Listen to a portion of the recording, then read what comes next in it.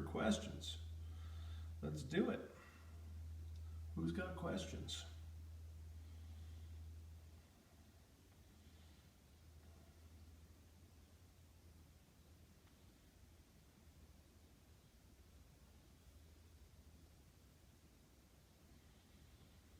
I'm just tending to other things here while I see if anybody's around that would like to interact, and if not, it's okay. We have plenty to do here for a little bit before I have to get to filmed teaching. So if you have a self-defense question, self-defense scenario that I might be able to shed some light on or address, I'd be interested to help if I can.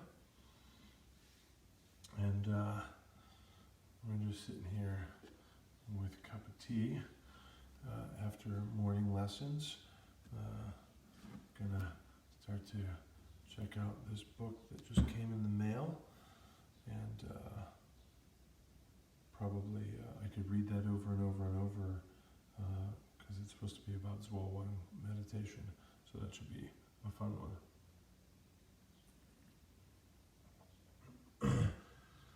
And I think I had a little bit of time before it's time to film teach and maybe grab a quick bite to eat, but I'm going to spend the time without seeing questions, just on these other 3 devices here, just trying to reply to people and check in. So I'm glad you're with us for a little bit.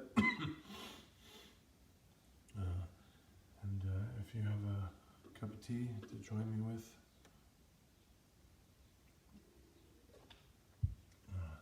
we did a workshop in one of the last workshops I did, I think, before the age of the lockdown began, which I called self-pretense. No, I didn't. I called it self-defense, not self-pretense. So kind of sort of real-world psychological skills and insights for the self-defender. It's funny if I had called it self-pretense. Just then it would be called like Watson's Self-Defense and Academy of Black Belt Champions or something like that. Yeah. But wonderful morning practicing outdoors today with a lot of birds around, and the new hive of, or swarm of bees met their queen this morning, so that should be rather interesting.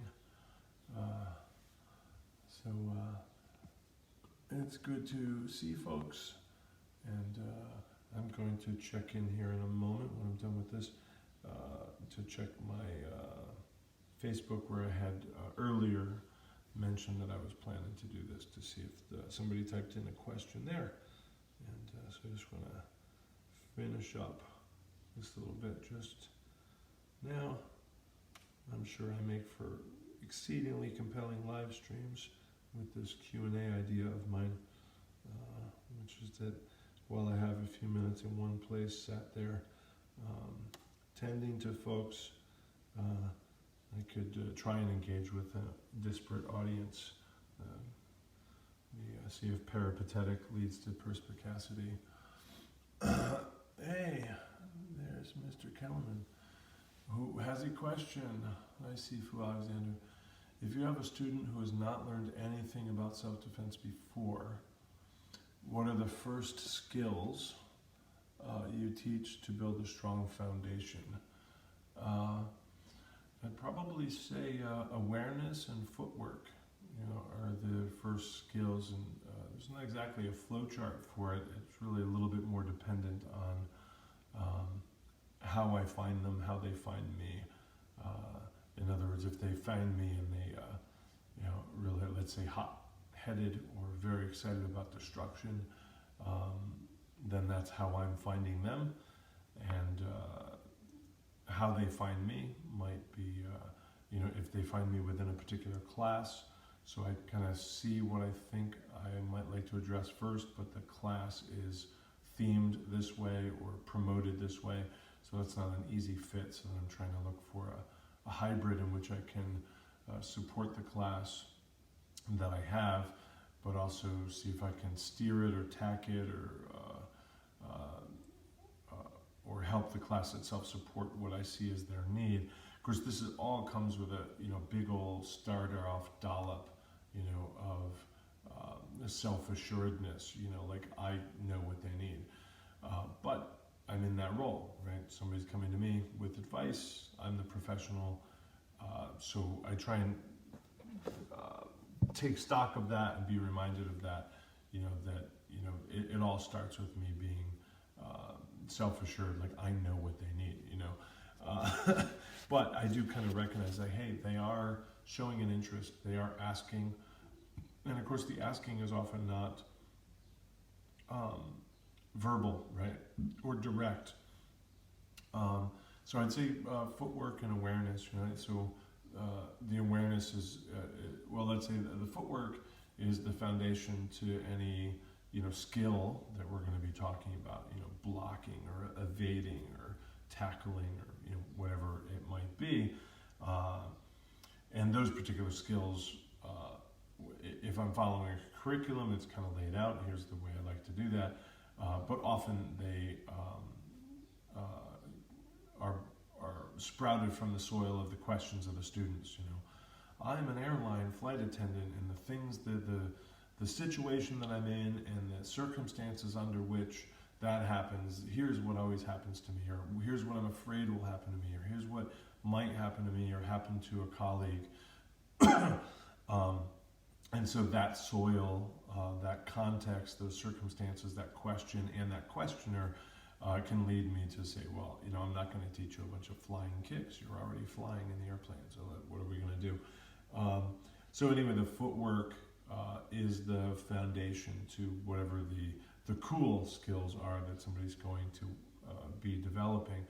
And similarly, in terms of the psyche, the mind, the heart, the consciousness, the more hard to put your finger on qualities of a person, maybe we can think of awareness as the footwork of whatever else goes on, right? So that, have I studied the bystander effect? Do I have an understanding of the calculus that I might need to make in a self-defense scenario as it relates to the family waiting for me at home? And what am I risking? And that goes to, if the gun's on my right hip, should I have my left foot forward or my right? All those sort of things. So, awareness is not only kind of the first lesson, but it's the most frequently ongoing lesson. So it's not like you get it and you don't return to it. It's there like the subflooring in your house. It's there whatever flooring you have in that room for the last 20 years. The subflooring is there, and it'll survive through your your vinyl flooring phase and your oak flooring phase and your carpeted phase and your return to the oak flooring phase. That substrate is there, and hopefully deepened and broadened. So I talk about awareness as if I just give it to you, right? Like, oh, here's your gift of awareness. Would that it were that easy, right? I just got this 600-page book in the mail about kind of meditation, so there's a lot to it. In giving that first lesson, maybe we could say it that way, of awareness, and I recognize you guys don't have the perfect view here. It's just I put the iPad and it's stable, so we're good. So sorry. Here's another place that you can follow me if you'd like. So anyway, the awareness, the giving somebody awareness, or the first, I forgot now, sorry Anthony, how you put it, if it was the first skill that I teach, maybe you said, to me, the awareness is not simply important to teach, but it's also important to teach the fact of it, the value of it, or the import of it, and then the skill of it, I guess we could say. So for some people, we just kind of have to start with, here's the fact of it, here's this thing, here's what it is, which of course then the lesson is, here's what it isn't, here are the things that cloud it, here's how you forget it, and so on and so forth. So the awareness is the actuality of it, and then the valuing of it, right? Like here's why it's so important. Here's another reason. Hi Sue, hi Tom. Hey, so glad you're here. We have a little panda with us today to say hi. Hi. Please don't let Sammy chew me. Thank you. He's been sitting in here in my just now. It was really nice that Michael sent me this book. I just got it like a few moments ago, and so he inscribed in it something about me sitting with the fuzzies, you know, the stuffed animals that I have, and so he kind of wrote the inscription to the stuffed animals and me. This is really, really, really, really cool. So the very fact of awareness, the valuing of the awareness, and the skills. So if somebody comes to me and they're like, oh, I know what awareness is and what it isn't and where it is and where it's born or whatever, and I really, really value it, and that's an important quality. Okay, let's work on the skills. So for other people, you know, hey, did you even know that this is like a thing? Or they know it's a thing, but they don't really have any sense of the valuation of it. And so, yeah, I know about awareness, but I'm here to learn to punch and kick. And they want to go right to the skills, not even of awareness, of the cool, fun, breaking boards kind of thing. So my not at all pre-considered answer, I think something kind of did a little bit of a wrong pipe not too long ago, is footwork and awareness. When I say footwork, I really just mean the work of the body, the work of the lower body, the legs, the hips, the feet, the stance, the knees. So all of that, what my teacher would call the very lower jiao, the bull. So footwork. I often teach that footwork can definitely help me not lose a conflict. May help me win it. I like to think so. I have arguments that it can, but I know that it can help me not lose a conflict, not lose a fight. And I'm really always interested in not losing. Once I achieve that, I can go for a win. That'll be just fine. So I don't know if I mentioned it since people logged in, but if you have a question and you want to type that out, I didn't see any others come up, so I'm going to keep tending to students this way. And Anthony, if you're still here and you have a follow-up, especially if I didn't answer very well, please help me by clarifying. Tell me how I didn't answer it or what I can express better for you. Maybe more details, more clearly. I'm in the studio here, so I'm sure that I could just get up to demonstrate something, be it without a partner. I don't know if I have my thing here for Patreon. I should show you that. But I'm sure that that's where you can find me on Patreon. And I'm sure that the entire workshop, Self-Defense, Not Self-Pretense, was posted on our Patreon page. So it's there for review. There's a really fun workshop where it was just people for, I don't know how many hours, 3 hours, something like that. It was like a half day.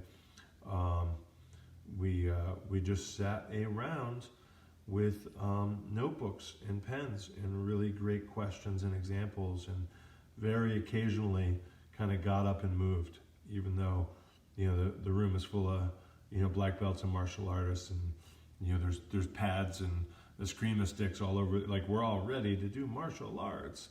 And I said, bring a notebook, bring a pen. We're gonna really think and talk and argue and discuss, and you're gonna go home and ruminate and ponder and wonder, and hopefully that feeds the soil of your practice. Thanks for sharing your time. Hi, how are you, Sifu? So good to see you, Mr. Painter, the man of the hour and the man of the moment. I hope that video, see, I now just touched the thing and moved it. It's supported by a granola bar, my tripod of the day. Please pass on hello to Vivian. I hope she's feeling better. It looks like there might have been another question, but I'm kind of scrolling here. That's why I moved the iPad. Hi, Drew. Hey, Steve Blunden is here. Oh, man. Captain Blunden. Hooray. So good to see you. So if anybody has I was thinking I'd sort of thematically sharpen this. My previous ones were just martial arts Q&A, or maybe it was internal martial art. I think it was IMA, CMA, or IMA Q&A. So I thought maybe I'd just sharpen it and say self-defense Q&A. I don't see another question yet. So if you happen to have one, go for it. If not, I'm going to continue replying to people, I guess, is all I'm doing at the moment. I saw the first Baltimore Oriole here today, flying across the pond. And, oh, that's nice, you came out for me. We're doing some hand washing Qigong this morning to teach people hand washing skills. And stola, yeg no. Stola, yeg no. So you guys have a great view of my third eye, and you can see it's empty in there. But it's not empty in the Buddhist sense of good for you, empty. It's just empty in the, boy, you're sort of a brick, aren't you? But it's all in good fun. Hey, that would be a pretty good sort of a headstone inscription, yeah? 'Twas all in good fun. Yeah, that'd be pretty good. Somebody make a note of that if I happen to die and you're alive. Maybe that's, actually I don't really want a headstone though, but I guess if you, I don't know, maybe you have to have one, or some kind of plaque, or what's the least you can have? I really like to just be placed naked in the earth. But I imagine there's health laws and reasons that doesn't work. I'd like to be placed naked in the earth without like embalming chemicals, and just as naked as I came, naked as I go. But I'm guessing that's not up to me. It shouldn't be my concern. But I guess if there has to be a last quote, right? Let's make it the one that we just alluded to about fun. So I'm going to look up again and see all your great self-defense questions. Has anything ever happened to you? Is there ever a situation that you wonder if it's worth reconsidering or mining for learning? I thought it would be a really nice workshop to do someday. I've done it, like, boy, so many hundreds of times, but I think it's always been, in a class, or in private lessons, of course, where we review a real life situation, or often those are described as nearly situations by the people that are sharing them. And sometimes, the student will share it very, very proudly, Hello, Mr. DeFord, good to see you. The beautiful Ethan is here with us, everybody. Cheers. And very, very often they'll share the thing very proudly with me, because they, their sidekick worked, or they didn't get shot, or they got out of it, or whatever. And sometimes they're not shared particularly proudly. They're just, I'm glad I'm here to share it at all, but here's what happened, and here are the lessons I drew from it, or the story that I shaped from the raw ingredients of that experience. And so anyway, quite often, as happens, then I teach. I hear the story and then I teach. And it's particularly interesting, I would think, to see that happen when somebody's very proud about how the situation went down, and then it's my turn to teach after they told the story. Let's see if I change the angle. I don't know how long that'll last.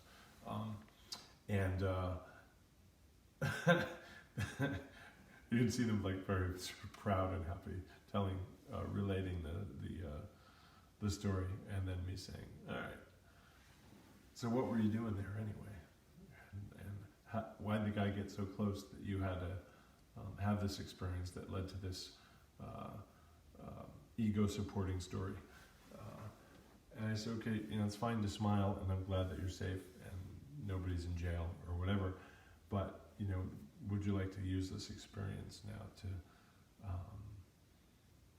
develop your self-defense mind, your self-defense, the context within which your physical self-defense will be practiced."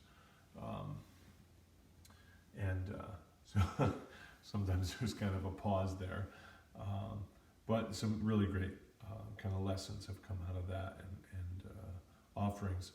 And so I've always thought that would be a really cool workshop to do, just to do it as a workshop. And I wonder if you'd have to limit it to people that have a self-defense story that they would be willing to share, with the group or publicly, and if they'd further be willing to have their experience sort of picked apart publicly. And I suppose if they kind of do it sort of perfectly, it wouldn't have to be picked apart. We could all still learn from it. Or I would just, get enough people in the workshop that we would presume enough of them would have a story to relate, and that becomes fodder for the workshop and the focus of our work and our words. But I guess maybe, my hesitancy there would be like, what if 12 people show up, or however 30, and none of them have a story or are willing to share a story, or won't be honest enough about the story? And then, like, do I just say no refunds? Like, glad you're all here, let's just finish early. Or do I just have to bring my own? I think the power of it will be in the people sharing their own stories, rather than just saying, well, here's some stories I have that I can recount and plan ahead of time to go over them and the lessons that can be drawn from them. But I don't know, what do you think? Would that be an interesting thing to do? Maybe that could be done as an online workshop, like the one we have coming up. Wouldn't that be cool if I had written that down? I could show you the dates of that, but I think it's 2 Saturdays coming up. We're going to be doing an online workshop. Maybe since I don't have anything open, I can just try and share with you the details before I done forgot. Because I'm sure that the forgetting details is one of my chief powers. So I'm going to look it up now while you're here. Yeah, so it's this Saturday. It's an hour. It's 2 to 3 p.m. on Eastern time, New York time. 2 to 3 p.m.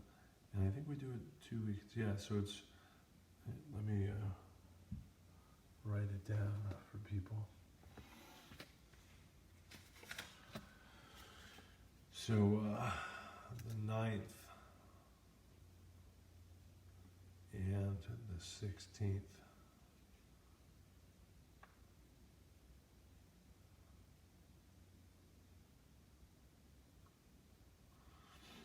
Here are the details for the online. That says New York time at the bottom. I have no idea if you can read it. So it's May, is it May? I think it's May. May 9th and 16th. So 2 Saturdays, 1 hour, 2 to 3 p.m. New York time. We'll be doing a online workshop. So if you would like to join us, I guess comment and I'll try and give you the directions. There's a financial hardship pricing for people to take advantage of. There's also for people who are Patreon members, there's a discount for my Patreon members because they're already busy paying for video content, and they're all appreciated because I've grown used to this eating thing throughout my life. So, hi Jake, good to see you. Oh, is that Seafood Durbom? That's great, good to see you, sir. I don't see any other questions posted. If you have a question about anything in terms of a self-defense scenario, a self-defense technique, a self-defense argument, type it out, or maybe I can even bring you on camera if it's easier just to ask it. I don't know if I can always do that on Facebook, but we could try it. And otherwise, I'm just going to go back to this, and I probably only have another 10 minutes before I have to start videotaping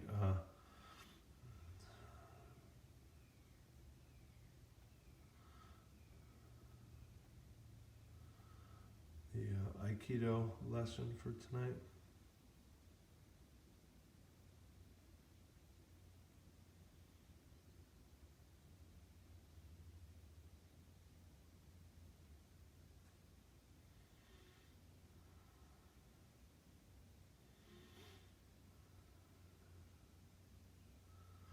Yeah, spleen, that's fun.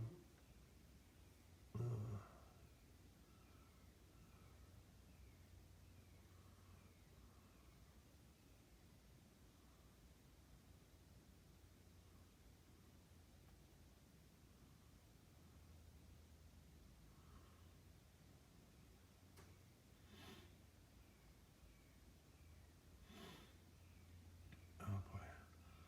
The current state is 81,343 emails, 101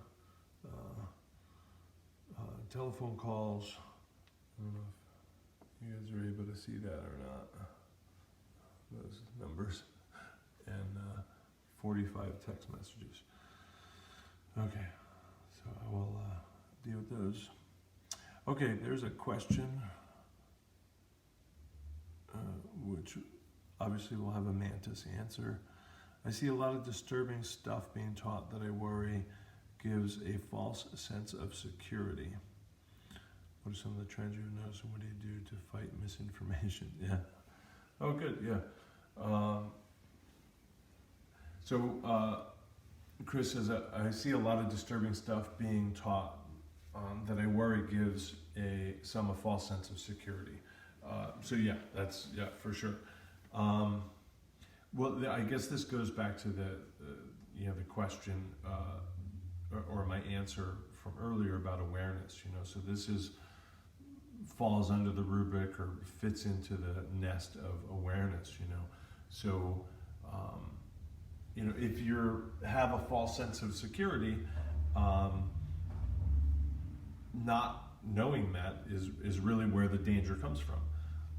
If you have an awareness of it, and that probably is not going to make you feel too great about the false sense of security, so it's going to shift in your head from a sense of security, then the awareness lets you know that it's a false sense of security. It's probably not going to help you feel very stable or content, and that should drive you to addressing that with your work, whether that's psychological work, pressure testing work, changing schools, returning to an old practice or qigong or whatever. And that might be where your teacher can be very helpful as a guide or coach or cheerleader kind of thing, rather than strictly teacher. Like, oh, you know what? I've noticed that you have this leaning and this urge and a distaste for this and a recognition of the value of this. Do you know that we also teach this? Or have you met my friend who offers that? Or have you read this book? Maybe you should check out this book. And so we can shift people into helping with that. It might not be that, I would say, like, I might not be the guy that has the offering for that student at that point, and that's okay. The important thing is that they recognize that they have that false sense of security. So another veil is pierced, another illusion is lost in the breeze. And of course, I want to also make sure that I'm not, installing false senses of security in people. But I feel like I also need to balance that out with a fairly conservative sense of the safety of my students. So I think it's pretty easy to just say, well, pressure test it all.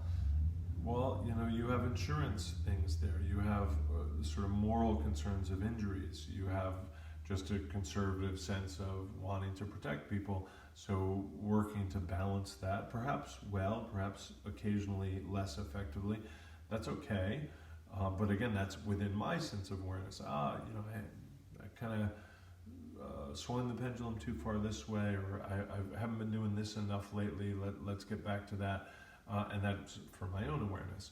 So seeing the false sense of security in people is a real concern, but where they aren't people that are my students or open to my offerings, I can't do much about it. I can witness it and learn from it, and maybe direct to others my view of that external situation, but I'm not going to try and teach where I'm not the teacher. If I see that that's a false insecurity over there that student under that teacher has, neither of whom has anything much to do with me, apart from perhaps a social media connection or something, is not my place. I might start to develop, if I can, a way in which they can see me as being in a place that they would accept an offering of teaching from.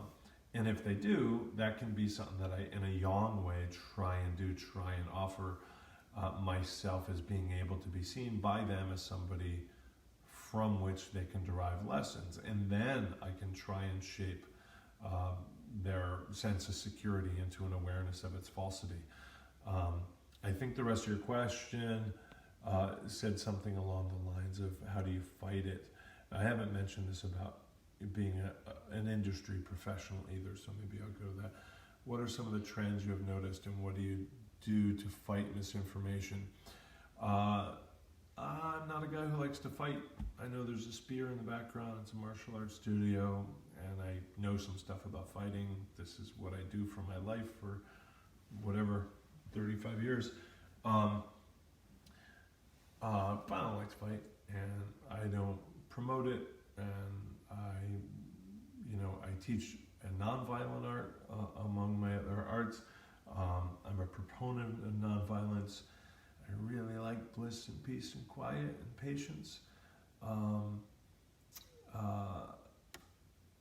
And so just the idea of what do you do to fight the misinformation, I cultivate my own awareness, and where I can, I cultivate awareness in others,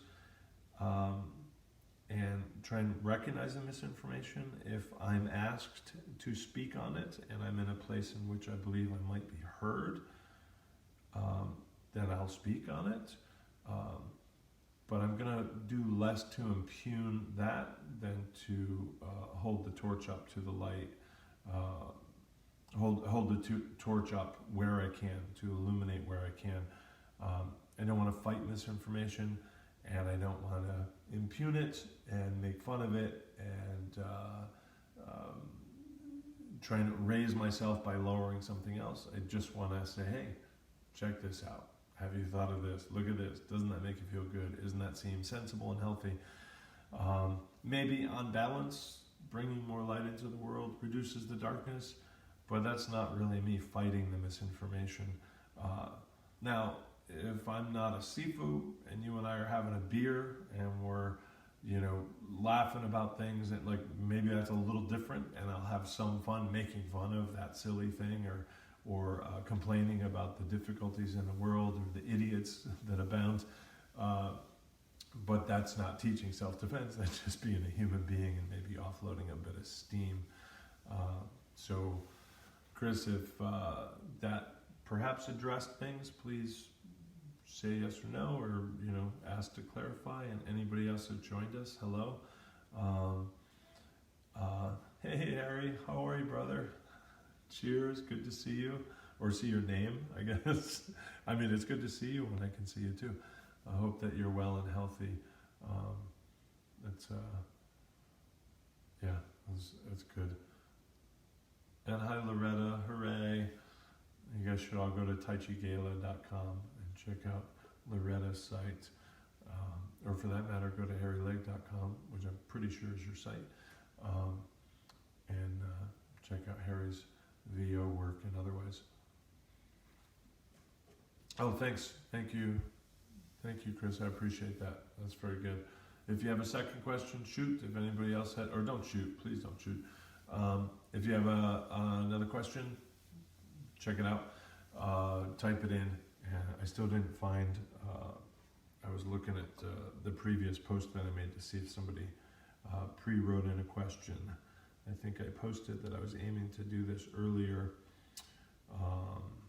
and I have. Then I was teaching classes, so I didn't. And that's the new weekday class. So there was comments. So I'm going to see. Tommy wrote. Mark wrote what to do against pointed sticks. Now, finally, I get to teach some actual martial self-defense. Now, where is the banana? Anyway, we will have to do that in the inner door lesson. So thank you. So Dave, I think that's really sweet. Dave is a local, and I think he said need a crash test dummy. And Loretta has now found out I'm on Facebook Live, and I was thinking I might try this on Twitch, but I didn't really have the bandwidth to wrestle with that format again today. So I just did Facebook, which now that you're here, you found out. So Dave wrote on my my post, need a crash test dummy, and since he's a local and he's super kind-hearted and good-hearted, I think he was suggesting that he'd come here in a mask and punch in and take a fall so I could do this Q&A and then wash up afterwards, which is exceedingly kind of him. But I didn't see that in time to possibly take him up on that. So I think those are the only comments there. So.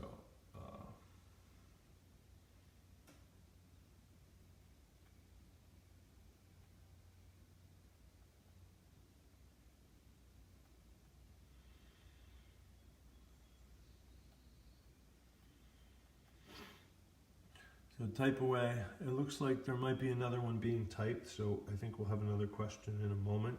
I need to text back. This is a near suicide situation, I guess we could say. So let me ignore you all. Apologies. How do I just have to compose a healthful and considered and appropriate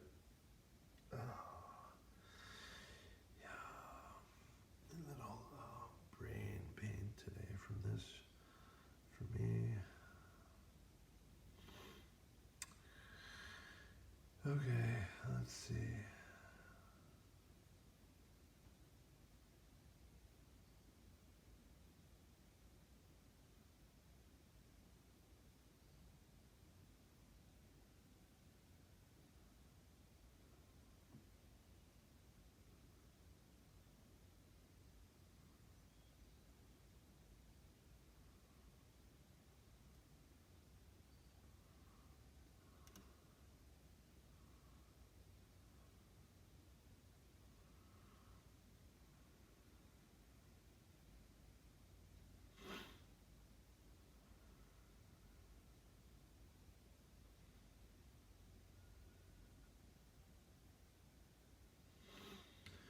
Oh boy,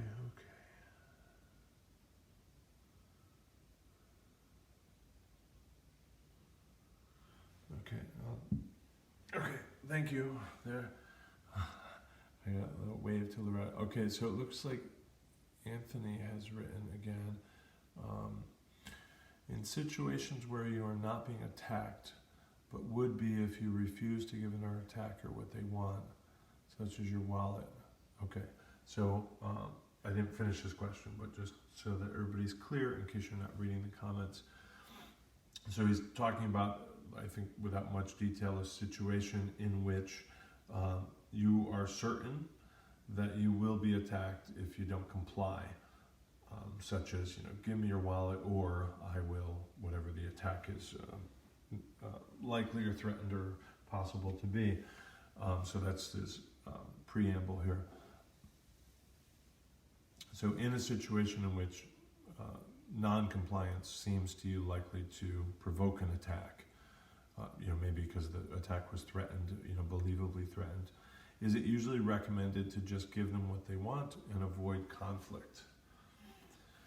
Yeah, so that's good. So I would say we haven't avoided conflict. You're already in a conflict, right? In fact, you're conflicted right here. Do I give it to them? Do I not? Etc. So the self-defense has already been failed. Like here you are in the situation. So the question is, what were you doing there? Did you need to be there? And did you need to be there? Or were you just saying you need to be there? I needed ice cream, so I went out to the gas station at 1 a.m. And later when you're recovering from the broken bones and lacerations, there's no way that you're going to say that you needed ice cream. But at the time, it really felt like you needed it. I've been thinking about it for 3 days. I still don't have it. I have the energy. I don't have to go to work super early tomorrow morning. I need ice cream. I'm going out. And really, that's expressing a freedom that you have to do that. But freedom generally encompasses the possibilities to access an awful lot of, maybe we'd say, stupidity. So, do you really need to be there? So this is why I say the self-defense has already failed, and so you're on stage 2 or 3 or 4 of self-defense. So then we get back to the awareness idea. And now we're in a risk situation. It's not 100 or 0. It's likelihoods, possibilities, outcomes, somewhat dependent on your skills of observation, your knowledge of human psychology, your ability to read body language, your ability to contextualize the clues that are present, your ability to uncover those clues, your ability to assimilate all that and do the calculus. The other risk calculus that we would hope that somebody, or expect that somebody has performed prior to the event. And so then it comes down to, well, do I believe them? They're threatening to do, let's say bodily harm to me, unless, as in your example, you give the wallet or whatever. Okay, I'm going to put the panda down because this could be some pretty violent discussion. So you want to come over? Here you go. All right. Panda is getting a little bit worked up there.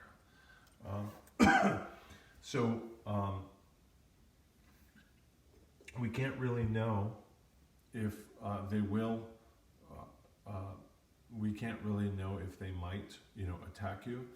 We can't really know, let's say, if they will or they might, how effective they will be. We can't know that.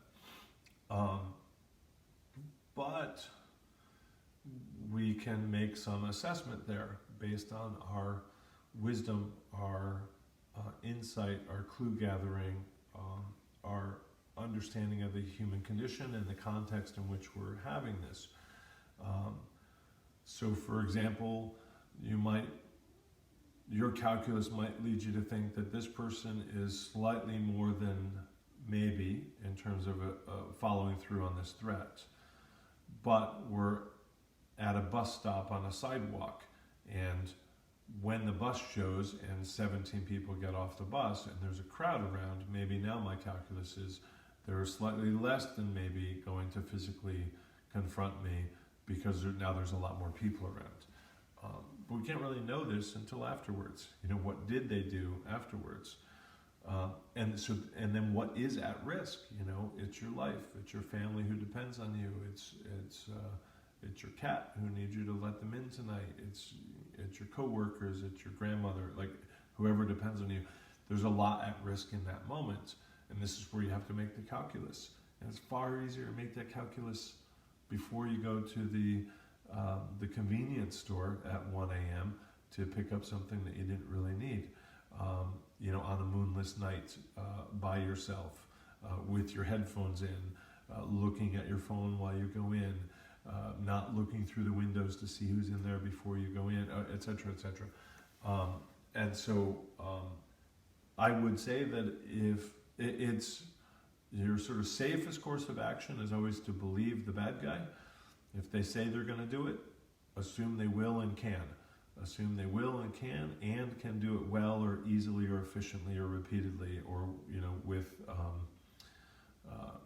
with commensurate, you know, force or power or skill. And then if they don't, your calculus is based on kind of the worst case, so your odds improve. So I'm going to go back and see your question so that I kind of remember, because the comments are scrolling. Is it usually recommended to just give them that they want and avoid conflict? So this is part of, I think, what I would recommend is that you do this calculus beforehand. You know, under what circumstances will I comply? So we haven't exactly said what it is they want, but I would say if it's your wallet, there's nothing in there that's irreplaceable, or there's nothing in there that is irreplaceable that is worth the irreplaceable life that you would risk by saying, well, there's the last photo of my grandmother that's in my wallet, so technically it's irreplaceable. But putting that on the balance scale with your life, they're both irreplaceable, but one still has different value. They have different value than one another. So I think that's an easy call if that's the wallet. Like yes, always give the wallet. In fact, when I've traveled, I've had two wallets, or like some cash not in a wallet. And like if I'm asked to give up my wallet, I'm going to give them up the wallet that has no, like no ID and a little bit of money in it. It isn't my actual wallet that's a real pain to replace, but it is replaceable. So I have something to give. And I don't think anybody's going to say, wait, let's just check you for a second wallet. If you give them a wallet, people expect you to have a wallet on you. Anyway, I won't go into more detail on my travel plans, but that's among them. But maybe your calculus is different if they say, what they want for you to give them to prevent harm to yourself is for you to come with them. I don't know that if somebody said to me they want me to get on my knees and turn around and put my hands behind, like this, for example, and they have a lethal weapon presented. I don't know that that's a thing that I'd comply. Like my calculus then may be that this is me about to die. That is the plan, and this person seems capable of carrying out that plan, so I'm all but dead already. So whatever the odds are, 1%, whatever, I'm going to go for it and try something, anything, everything to get out of this, to roll the dice and hope that I win the lottery now. Similarly, if they're going to say, get in the trunk of my car, I'm taking you somewhere else. My studies have taught me that nothing good happens at the second location. Now that might not be true in this particular case, but that's where my wisdom, my insight, and then my calculus has led me. Like if you're going to ask me to go somewhere else, I'm going to assume you've already shot me to death, and I'm luckily alive for another few moments. I'm going to try my best to make something better of this. But what I do know is I don't want to make that calculus in that moment. The cognitive load at that time is enormously high. So I want to do that calculus now. And that might be having a sit down with your family and a real heart to heart and really consider, like, what if what's most important to us then? What's most important to me now?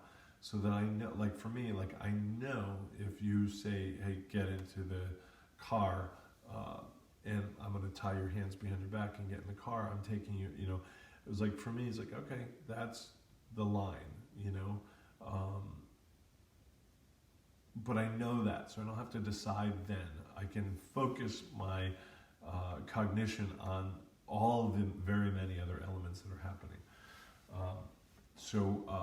In situations where you're not being attacked, but would be if you refuse to give an attacker what they want, is it usually recommended to just give them what they want and avoid conflict. So you haven't avoided conflict, you're in a conflict, and you may be conflicted about it. You can reduce the conflictedness about it that you are by addressing these things prior to these situations and give them what they want. Depends on what they want. But again, you can predetermine that by and large, and I would recommend that you do so. But anything physical, you want my car, you want my wallet, you want my phone, yeah, take it. Take it. And there are skills around those, how you would give it up, how you'd give it. I've definitely traveled like with a spare cell phone, for example. Give me your phone. Yeah, here you go. Like, here's my burner. Like, take it. And of course, my actual phone that I do care about, but I would still give up, is safely in my inner pocket. So a lot of work there. As I was saying earlier, not that this is planned to be a sales thing, but sign into my Patreon. You can see my whole workshop on that topic, in which we talk about that sort of stuff. I've just lost the comments. How do I do that? Is this gonna? Sorry about my finger. Oh, that lets me write a comment. Sorry, I might. Oh, there they are. So they're back. I wrote hi, and then we came back. So I'm gonna just check back in on the psychological situation here, and you guys can look at my bare head, and then if anybody's typing a question, great. If not, I will probably be ending this shortly.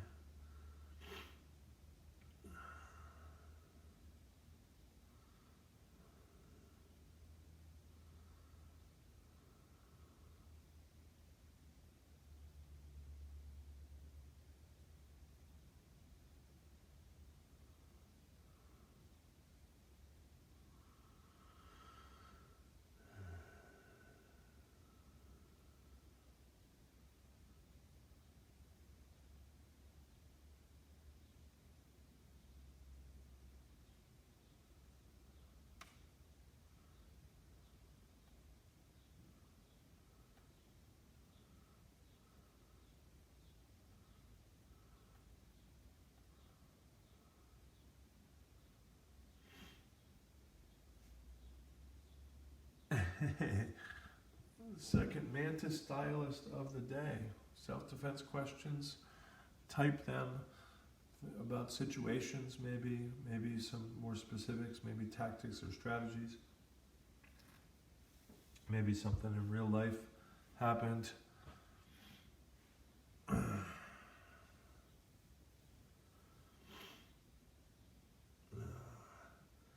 feeling a little buried in the brain today. It's a very long day, I think.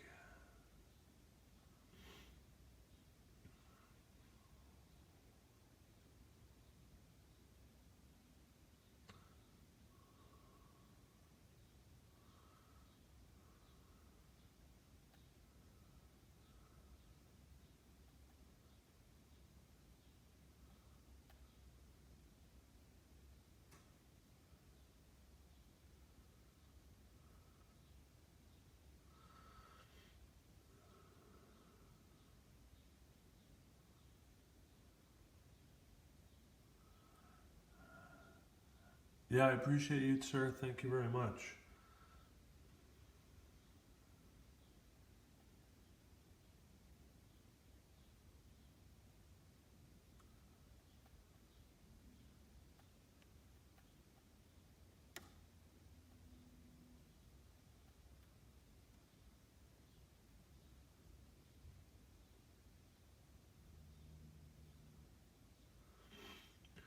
Whew.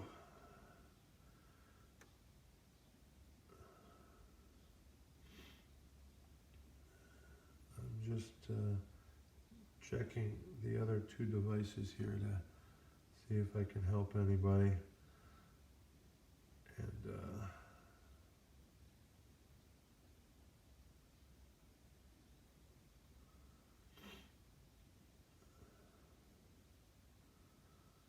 And I have to start taping.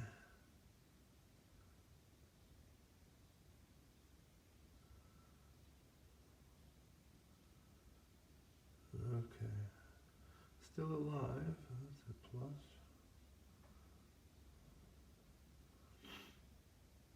Okay. I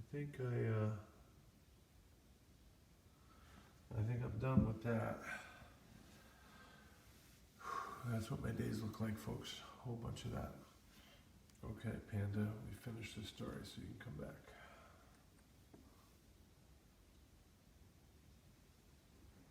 Glad to enjoy this time having a cup of tea. I don't see any more questions. If you have further ones and you want to send them direct, if I have a few self-defense kind of questions, maybe I'll just have them ahead of time, and then if I do another one of these, which I'm not entirely sure I will, but if I do, then I'll at least have a few questions pre-done that I can actually just not be doing other things while the live stream's on. So my plan is not to sing and dance for you. It's just to actually provide a service while I'm doing other service providing, I guess. Okay, so thank you all very much. What's tonight? Wednesday. So Tai Chi, push hands, meditation, Kung Fu, martial concepts. So I think I'll be live streaming tonight at 6:30 for 6:30 New York time for our meditation group. So look for that if you'd like.